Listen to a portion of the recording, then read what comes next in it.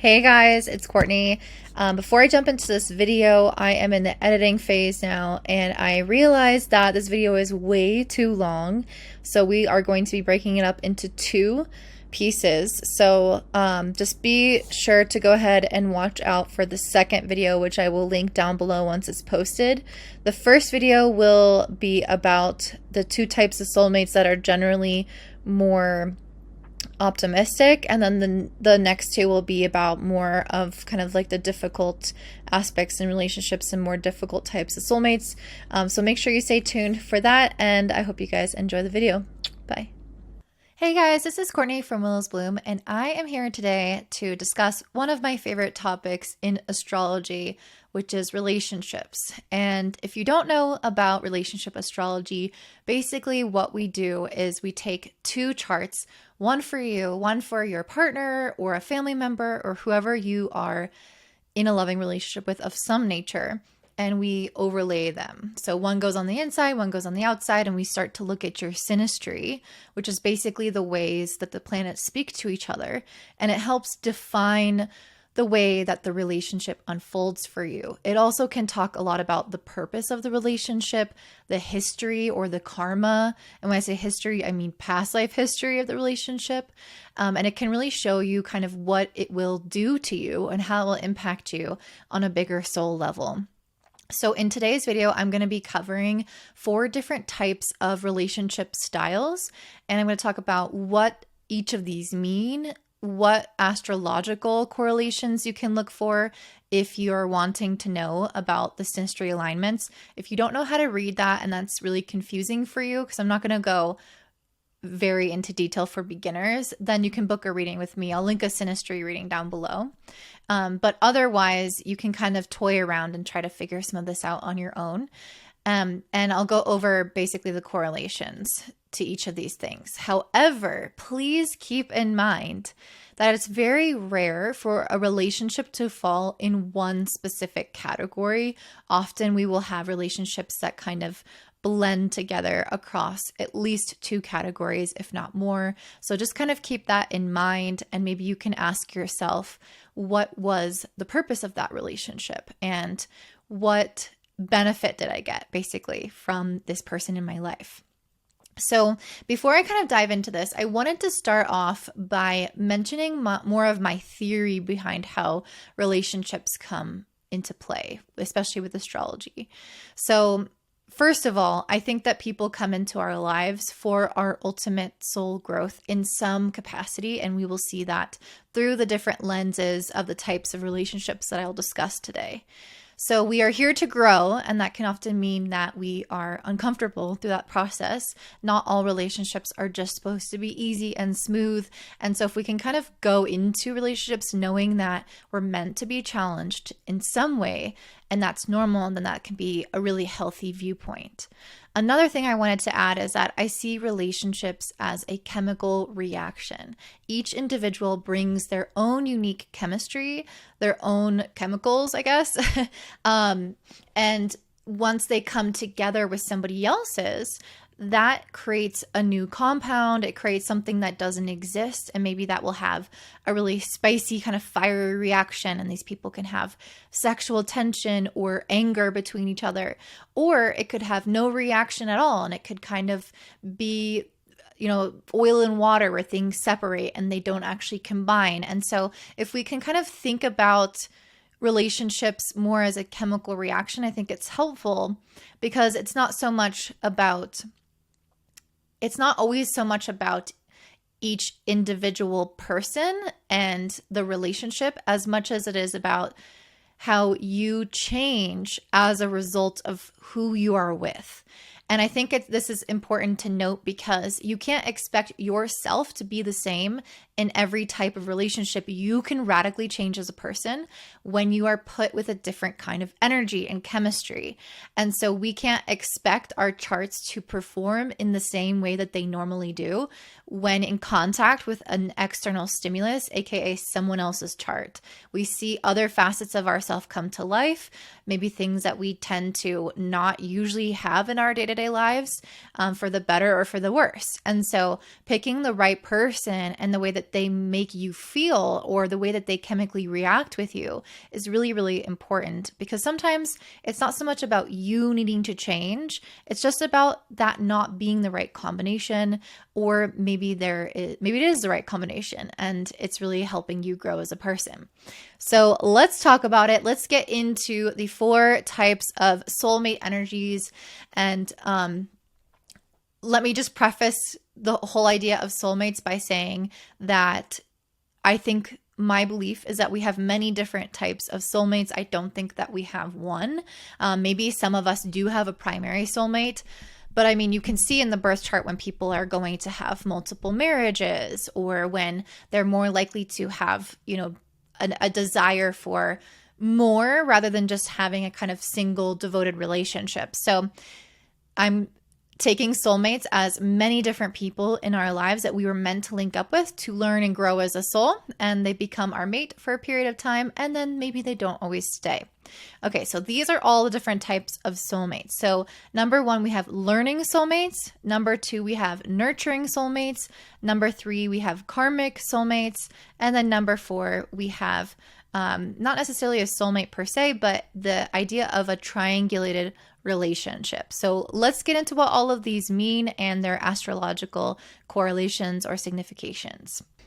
All right, now let's go ahead and get into karmic soulmates, the one we've all been waiting for.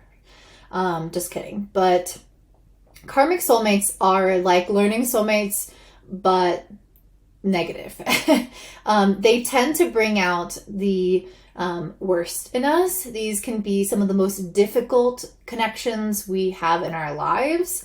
They can play a critical role in our growth, but they can also really undercut us as well and really wound us. And they can lead to moments of frustration and agony, and can sometimes have, themes of abuse within them as well.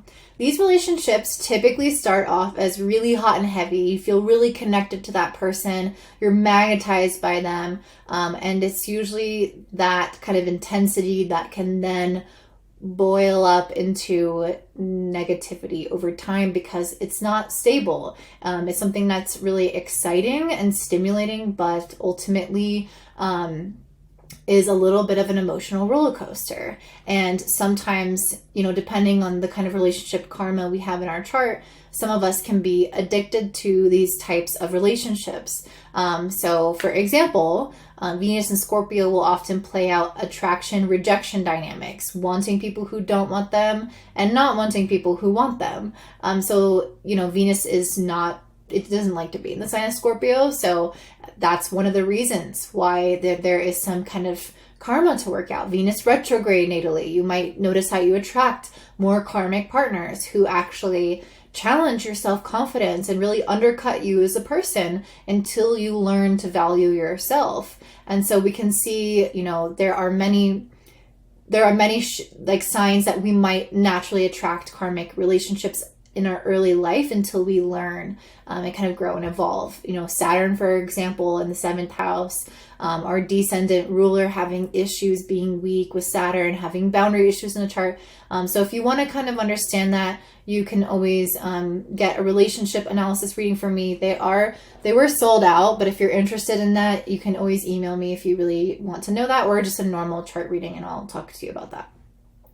So these relationships tend to be very intense. They tend to be very passionate, but they are kind of toxic in nature. And that is really the most important part of this, is that there is an underlying toxicity and woundedness that drives both partners. So you might have, really strong relationship in terms of like really, really loving the other person, but there might not be proper boundaries, for example. You might have codependent relationships. One person might be controlling the other person.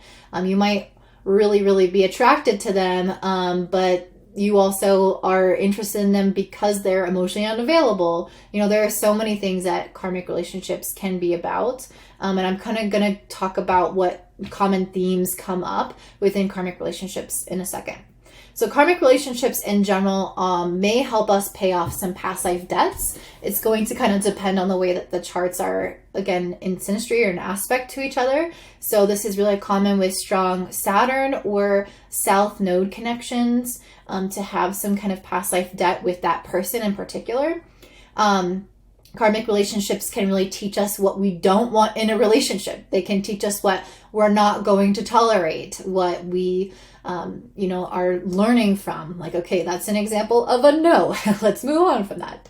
They can show us unhealthy cycles that we're stuck in, patterns, maybe ways that we self-sabotage. If we don't have enough self-confidence, we can attract a partner that really reaffirms that, and we start to see a lot more clearly, oh, I need to have more confidence. Oh, this person is really showing this pattern I have within myself around how I view myself or talk to myself emotionally, and that sort of thing. They can teach us about our shadow selves and the areas of the psyche that we have repressed. And they tend to bring it out through triggering, though. They don't just, they're not like, let's learn and grow about this part of ourselves. No, it's like, I am going, you've always had a deep fear of being cheated on. I'm going to cheat on you. And it's going to bring all those shadowy fears and parts of the psyche that you've pushed down and pushed down and pushed down to the surface by having to confront it through this triggering event or experience.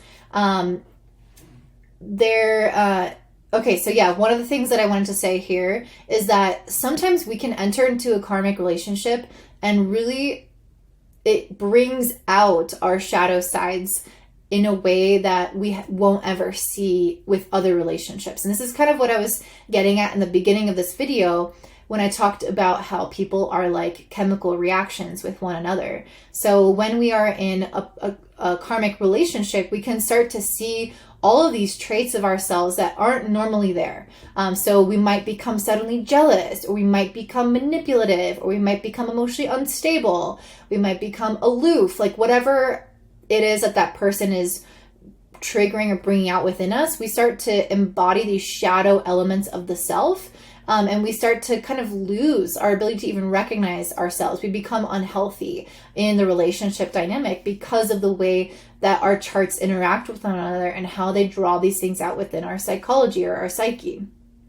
So you might have many stable and healthy relationships and then have one really toxic relationship, for example, or maybe you have a couple toxic, a couple healthy, and it's really the way that the charts interact, and it doesn't necessarily just imply that you are the problem. These relationships, one of the things that they tend to do is they draw out our primitive and our dark instincts. They can have us questioning our own sanity. Gaslighting is very common in these toxic relationships or karmic relationships. And we can really start to see ourselves through a new lens or new eyes that we might not like. We might not like what we see on the other side of that. Not all karmic relationships are even going to be relationships at all. A lot of karmic relationships that we enter into as souls are going to be people that we desire from a distance, people that we fantasize about. This is really common if you have a strong Neptune in your chart, especially Neptune in an aspect to Venus. Oh, this is so common. I see this time and time again. Even if it's a positive aspect to Venus in your natal chart, you will be more likely to fantasize and idealize somebody. Venus in the 12th house, Venus in Pisces. These are really common characteristics of someone who may enter into a relationship that isn't actually a relationship. And you can still go through these really big transformative cycles as a person due to the craving or the desire or the projection and the what's happening internally with you in that person, even though they might not even know who you are. So this could also be like wanting a celebrity, somebody who is online, somebody who you'll never meet, or who is a friends with benefits, who doesn't actually commit to you, for example, but you're just kind of like having fun. So there are ways in which we can have karmic relationships that are never actually true partnerships. The through line is that they all typically leave us wounded, and they often make us wonder, if we would have been better off never entering into that relationship. We can often carry resentment or bitterness well after the relationship is over. Again, we can be emotionally wounded from that experience, and sometimes we feel like there wasn't a silver lining or there wasn't a purpose, even if there ultimately deep down could be or was, or maybe it was just working out some karma. It can make us feel like it really added nothing to our lives, and in fact took away from our lives in general. I think that's one of the biggest things to know is it's a karmic relationship. It's like, well, how much did it take from you versus give to you? And if that's way off balance, then you know it's likely to be a karmic relationship.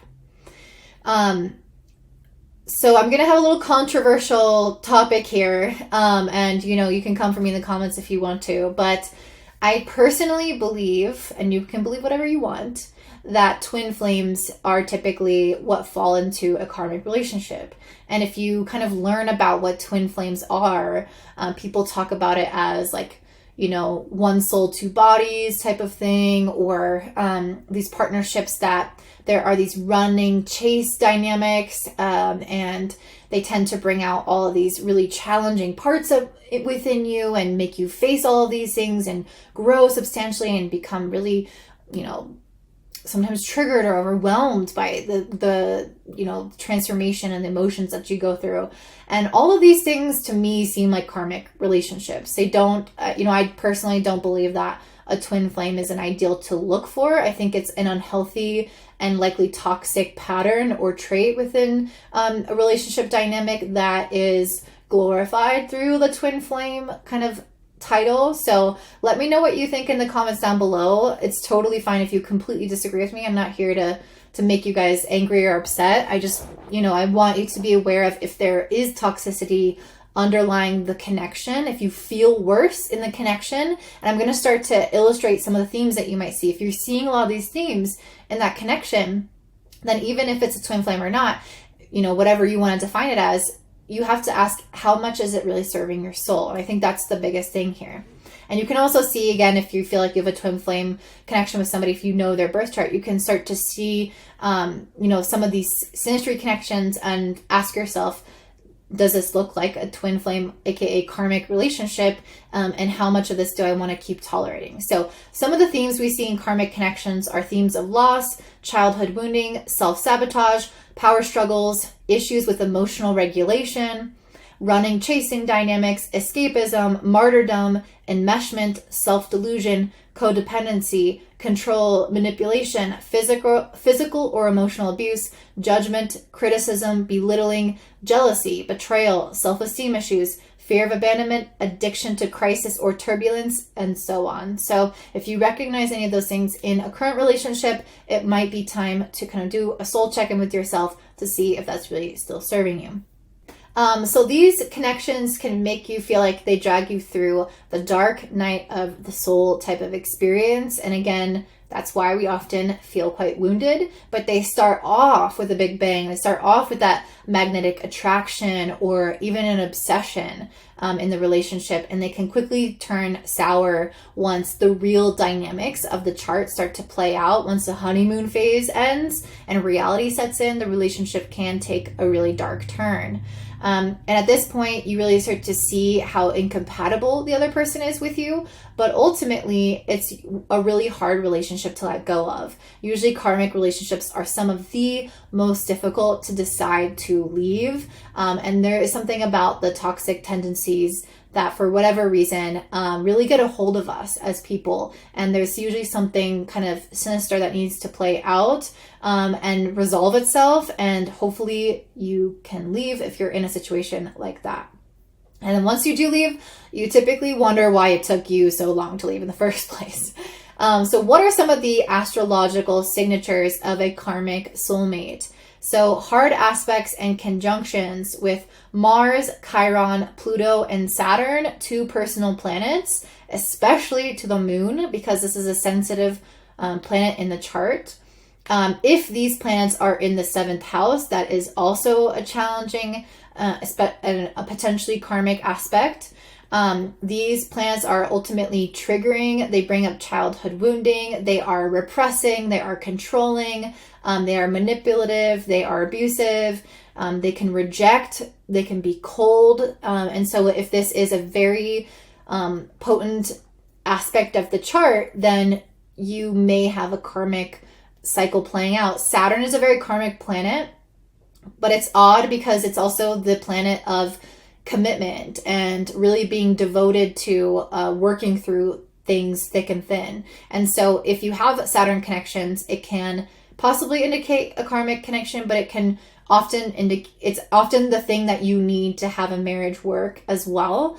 So it's really going to be more about the context of the entire chart to see that at play.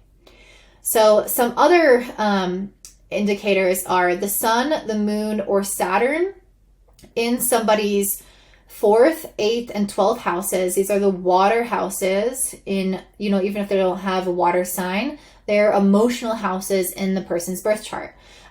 So the sun, your sun, moon, or Saturn in the other person's 4th, 8th, or 12th house in hard aspect to an outer planet or sometimes a conjunction.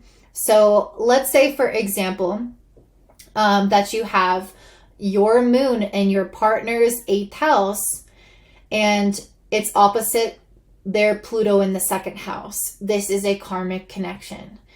So outer planets tend to bring out these like larger than life circumstances, basically. The outer planets they're not personality driven planets.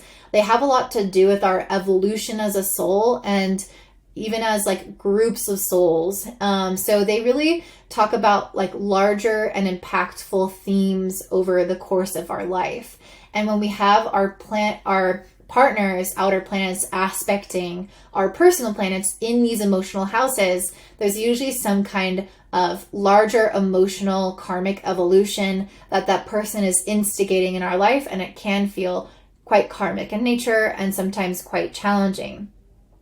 These can also bring out good karma though, like it can help us work out through karma in a good way, but if it's in a hard aspect, typically that's when we are having difficult lessons. That's when we're going to be challenged by that person rather than it feel like, oh yeah, I'm growing, it's great. No, it's going to feel a little bit more emotionally triggering because of where these planets are falling in the emotional houses and because of the hard aspects to these more intense, slow-moving evolutionary planets that are the outer planets. The outer planets, again, are going to be, it could even be Saturn, but really the outer planets, which is going to be Uranus, Neptune, and Pluto, and then sometimes Saturn. Having your or their personal planets, Sun, Moon, Mercury, Venus, Mars, in the 12th house can indicate a karmic debt being paid off. I see this very commonly in relationships. So I wouldn't be concerned about this. I see this commonly in relationships that work really well together. But generally this can be a weak point in the chart, in the synastry, in the connection of the couple. And it can indicate a little bit of karma, that carries over from past life, because the 12th house in general is a house associated with past life karma. So things that we've kind of brought with us. And so it just typically plays out that way in a relationship, where they might be indebted to us or the other way around because of some energy that's played out in the past. Also, a strong Neptune, Cancer, or Pisces connection. This can indicate, or in one person's natal chart, this can indicate self-sacrifice, self-delusion, for example, feeling like you really have to support the other person, take care of the other person. That can also be common with Saturn in the 7th house, or just Saturn aspects in general can indicate a feeling of needing to take care of that person. You have a duty or responsibility to them. Moon, South Node connections can really create that feeling of, especially whoever has the moon person tends to be the more passive one, but they can also be the caregiver. So it will play out as one individual tends to be in the passive role, or the kind of nurturing role and having to step up and do a lot to take care of that other person. This, again, anything with strong Neptune, Cancer, Pisces. And when I say strong, I mean Neptune on the ascendant or in an aspect with a personal planet. A lot of Cancer and Pisces throughout the chart. These are going to be people who will tend to have boundary issues and feel like they're everyone, they feel like they're that person's mother, for example, or just overextend themselves, take on too much responsibility. Maybe they pay for that person's bills. Maybe that person has, you know, an issue and they have to take care of them. And there's just like this feeling of sacrificing your life for that person. South node connections to personal planets. Again, this can be an indication of a past life connection. So it kind of depends on the chart on how this plays out, but generally this will drain the energy of the person with the planet. So for example, I had somebody that I was kind of friends. We hooked up for a while. We were friends for a really long time, but his sun was on my south node. It was the opposite way. My sun was on his south node. So I felt like when I would hang out with him, I would feel drained by him. And because the sun is your vitality and your life force, this south node kind of like took all of that energy. And so the relationship didn't have really much potential to grow or to be something very beneficial for us over the long haul. Ultimately, it was very attractive at the beginning because it feels so familiar and it feels like exciting and all those things, but eventually it drains and depletes you.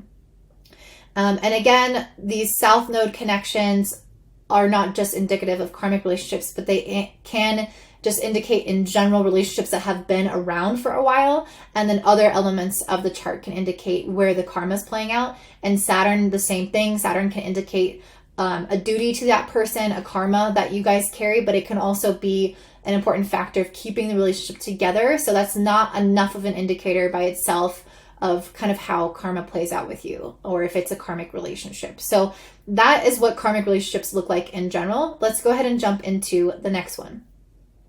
All right, and last but not least, we have the final one, which is triangulated relationships. And again, this is not necessarily like a soulmate per se, but more so the propensity to attract triangulated relationships. Think about a triangle. There are 3 sides, or 3 points, I should say, to the triangle. So that means there's 3 people. So if you find that you are having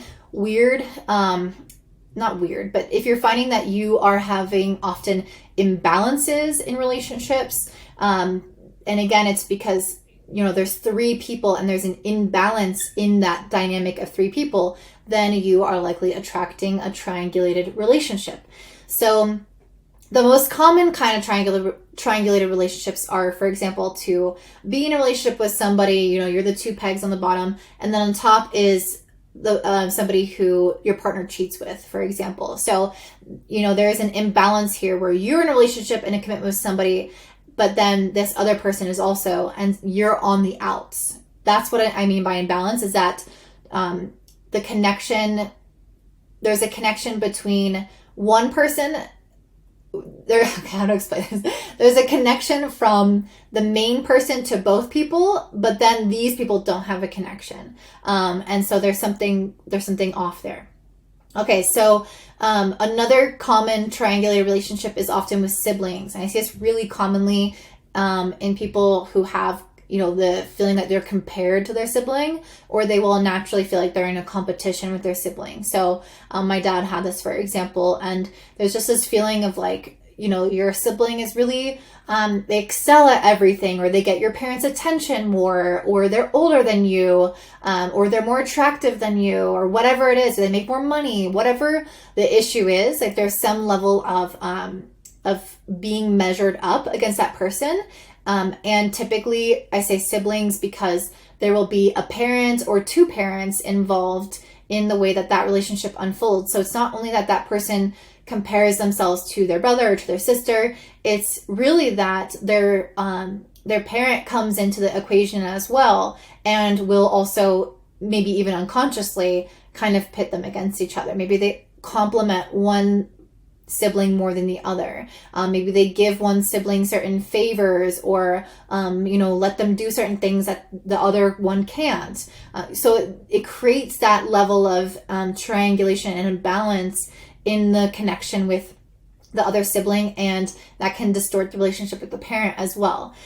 This can also happen with work relationships. So having a boss and then 2 employees. So maybe one employee gets treated a certain way and they really get encouraged and they get time off, and they are seen in a certain light, and then maybe the other employee doesn't get treated that way. And so it creates, again, this triangulated relationship where there is going to be either strain with that other person or strain with the boss, or comparison, or feelings of jealousy, feelings of resentment. So here are the themes that come out, the dark themes that come out in triangulated relationships: betrayal, envy, comparison, competition, hatred, resentment, feeling left out or ostracized. That's a really big one. Feeling different, shame, public castigation, and so on. So if these themes come up in your life, then you might have some of these astrological signatures in your birth chart.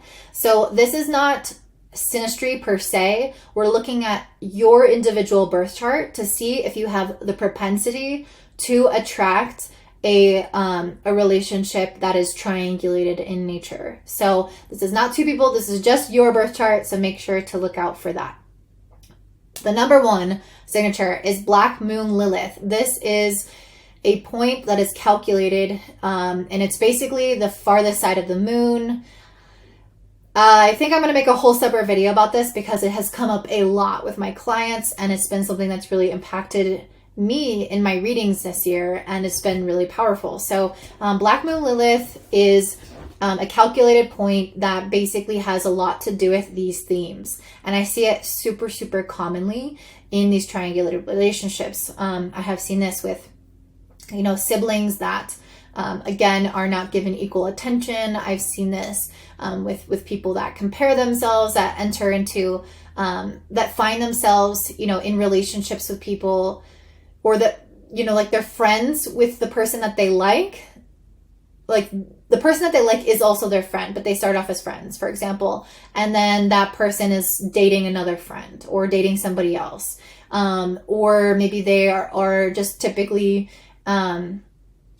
maybe they have like a work crush, and they have these thoughts about somebody that they shouldn't have when they're with another person, but they don't actually act on it. So it's like the triangulated relationship doesn't even have to fully be formed and into existence. It's just within the psyche, within our energy. Sometimes it does play out, sometimes it doesn't play out, but that's a really key factor, that there is always some kind of imbalance. And Black Moon Lilith has a lot to do with like what we desire, and it can sometimes have shadowy elements or shameful elements around what it is that we desire. So if you have Black Moon Lilith in aspect to a personal planet in the birth chart, if it's on an angle, for example, this is also going to more likely come up, or especially in the 7th house, especially connected to the 7th house ruler, you're much more likely to enter or to have situations that have triangulation and potentials for cheating. Another one is Venus combusts the sun. So when Venus, the planet of relationships, is too close to the sun, within 8 degrees, but not Cazimi, so more than 1 degree, but within 8 degrees, this is going to be combust the sun. It's blinded by the light of the sun. There's going to be parts of the relationship, parts of our partners that we might not always see. So that could signify being cheated on, for example, because we're not always able to see what the other person's doing and what's happening behind closed doors. And then it's revealed later in life. The descendant ruler, the 7th house ruler in the 12th house, or in an aspect with Neptune, for example, or that planet combusts the sun, for example. This is also going to indicate the potential for secrets, which could also indicate the potential for triangulation to happen, or in general cheating.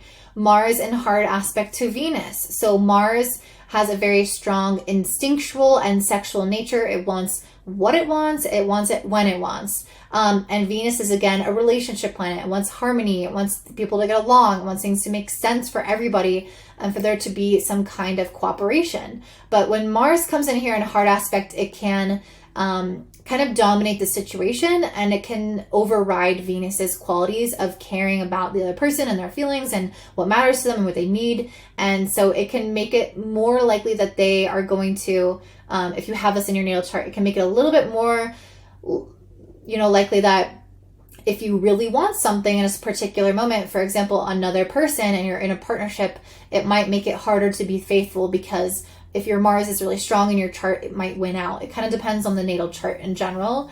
But it can be a little bit, there's just a little tendency to be less satisfied, or to just like want more in a relationship, basically. And that can sometimes mean more people, different people, and that type of thing. Again, this doesn't have to be the case. So there's just in general some lessons to learn around creating harmonious connections, and sometimes having triangulated relationships will come in as a precursor to that, of needing to make those changes. The fifth signature is to have a lot of Aries, Taurus, and Scorpio in the birth chart, especially if it's accompanied near the North Node, or if the North Node is in those signs with, a planet like Mars or something of that energy, or if it's also falling in the 8th house or the 5th house. These are very sensual, pleasure centered, and sexual signs and points and houses. And so if you have a very strong sexual appetite, you might enter into quite a lot of triangulated relationships, and that you might have trouble with commitment. Okay. Venus or Mars in aspect to Scorpio. This could also be, Venus or Mars in Scorpio is what I meant to say, can also be more likely to enter into a relationship. And if it starts to stagnate over time, you could have a third party come in and prompt the need for evolution, for change, for growth in the relationship. So that could bring up a triangulated relationship. They could really, that person that comes in could really represent the needs that were missing, or the energy that was missing within your current dynamic. I kind of mentioned this a little bit, but Neptune in hard aspect to Venus, Sun, the Moon, or the descendant, aka 7th house ruler. Neptune creates the possibility for lies and deceit and delusion, and seeing fantasies and ideals of what you want to see. And so that can really bring up the ability to enter into relationships with people who are maybe seeing other people, or maybe just not seeing things clearly, and you enter into that triangulated relationship without even knowing that you're doing that. And then sometimes Pluto in hard aspect to Venus can also attract things like this, especially it could sometimes attract cheating scandals, to instigate some kind of relationship crisis, to undergo more transformation. That doesn't have to be the case, but it is possible. So a lot of these triangulated relationships are more so about cheating, the astrological signatures, but the particular Black Moon Lilith is one where I see comparison happening a lot. So this happens a lot more in relationships that are not just cheating, but truly like the siblings or the work dynamics, or wanting people who you can't have, and they're with somebody else. Like that is really common, particularly to Black Moon Lilith. And these other aspects are more so in romantic kind of cheating relationship dynamics. So those are things to look out for in your birth chart. I hope that this was helpful for you guys. I know this is a long video, it's longer than I expected, but if it did help you, I would love to hear that down in the comments below. Again, if you want a synastry reading, if you want to kind of see how you are natally with your relationships, what you have propensities towards, and who would be kind of more suited to you, what you need in a partnership, as well as if you're in a relationship, how that plays out, then let me know. There's a link down below for that type of reading, but also let me know in the comments if you have any other kind of requests for relationship astrology information. And don't forget to like, subscribe, and share with your friends, and have a beautiful day. Bye.